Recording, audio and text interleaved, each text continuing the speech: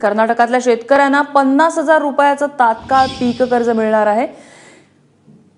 प्रत्येक शेतकऱ्याला 50,000 रुपये मिळणार असल्याचं मुख्यमंत्री सिद्धरामय्या यांनी घोषणा केली आहे। संदीप रामदासी आमचे प्रतिनिधी आपल्याला अधिक माहिती देत आहेत। संदीप, नेमकं कशाच्या पार्श्वभूमीवरती ही मदत असेल? काही निकष ज्याप्रमाणे महाराष्ट्र प्रयत्न करत आहे तसे काही निकष आहेत का? नम्रता, देशातले जे राज्य सध्या कर्जमाफी करण्याच्या यादीत आपली भर घालतात त्यामध्ये आज कर्नाटकची भर पडलेली आहे। उत्तर प्रदेश, तेलंगणा, महाराष्ट्र आणि पंजाब पाठोपाठ आज कर्नाटकनेही विधानसभेमध्ये 8,165 कोटींच्या शेतकरी कर्जमाफीची घोषणा केली।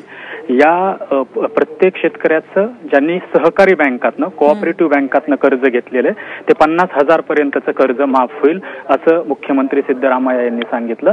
आणि 50,000 तात्काळ या खरीपासाठीचं कर्ज त्याला उपलब्ध होईल। ज्या शेतकऱ्यांनी 20 जून पर्यंत कर्ज घेतलं आहे कुठल्याही कोऑपरेटिव्ह बँकेचं, सहकारी बँकेचं, त्या सर्व शेतकऱ्यांचं हे 50,000 पर्यंतचं कर्ज माफ होईल। आणि बाकी कमर्शियल बँकेचं जे कर्ज आहे त्यासाठी कर्नाटक सरकारनं केंद्राकडे पुन्हा मदत मागितलेली आहे।